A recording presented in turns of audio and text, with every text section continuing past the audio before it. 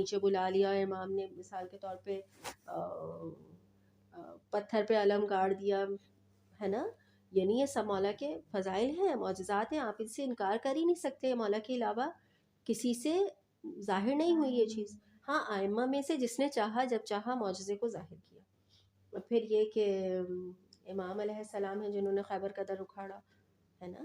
امام ہی ہیں جو مثال کے طور پہ ٹھوکر مار کے مردے کو زندہ کر دیتے ہیں، اور امام ہی ہیں جو زندہ انسان پہ جنازہ پڑھتے ہیں تو وہ مردہ ہو جاتا ہے نا. تو یہ امام کے فضائل ہیں. ٹھیک ہے فضائل ہیں، اتنی فضائل والی شخصیت دنیا میں صرف معجزات دکھانے تو نہیں آئے تھے، یا انبیاء دنیا میں صرف معجزات دکھانے تو نہیں آئے تھے نا. معجزہ انہوں نے کب دکھایا؟ جب لوگوں نے ان کی نبوت کا انکار کر دیا اور ان سے معجزے کا سوال کیا.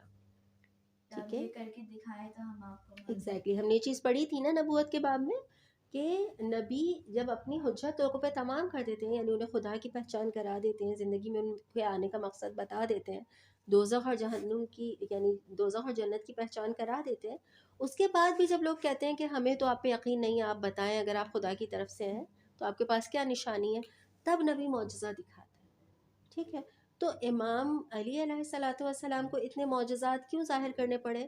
کیونکہ لوگوں کے دلوں میں شک تھا، ان کے لیے مانتے نہیں تھے. حالانکہ رسول خدا صلی اللہ علیہ وسلم بار بار فرما کے جا رہے کہ میرے بعد علی تمہارے امام ہیں، ہے نا.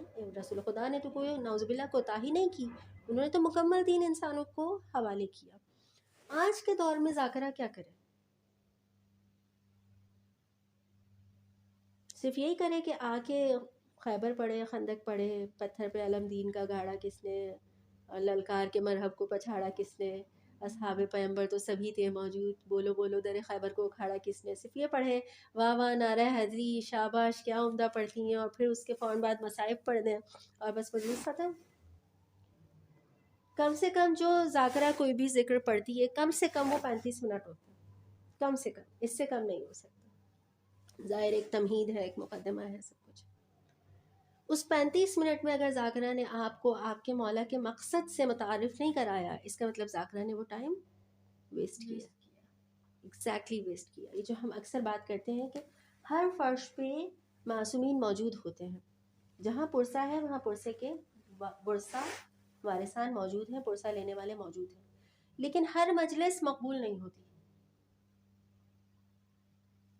ہر مجلس قبول نہیں ہوتی. مجلس کو اگر مقبول ہونا ہے تو مجلس کے وہ اجزاء اس میں موجود ہونے چاہیے. ذاکرہ کیوں بننا ہے؟ اور پھر یہ بھی لکھ لیں کہ آپ کو ریڈی میڈ ذاکرہ بننا ہے یا ٹیلر میڈ ذاکرہ بننا ہے؟ Tailor made. شاباش، I am proud of you.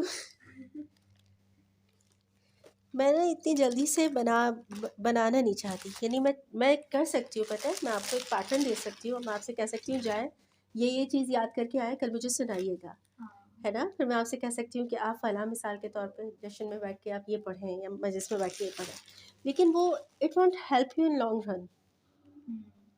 ٹھیک ہے، کیونکہ ابھی یہاں پڑھنے کا انداز میٹر نہیں کرتا، آپ کی انڈرسٹینڈنگ میٹر کرتی ہے. آپ کو پتہ ہونا چاہیے کہ آپ نے کیا کرنا ہے زندگی میں اور کیوں کرنا ہے. تو پہلا پوائنٹ ہمارا کہ ذاکرہ کیوں بنے اور کیسی ذاکرہ بنے، لائک ٹیلر میڈ ذاکرہ آپ کو بننا ہے. ٹھیک ہے، پھر یہ کہ ذاکرے کی ابتدا کہاں سے ہوئی، ذاکری شروع کہاں سے ہوئی، کہاں سے شروع ہوئی بتائیے. اگر مطلب کربلا سے شروع کریں ہم تو جب مولا حسین سب کے فضائل بیان کر رہے تھے، سب اپنے گھر والے اپنے ان سب کے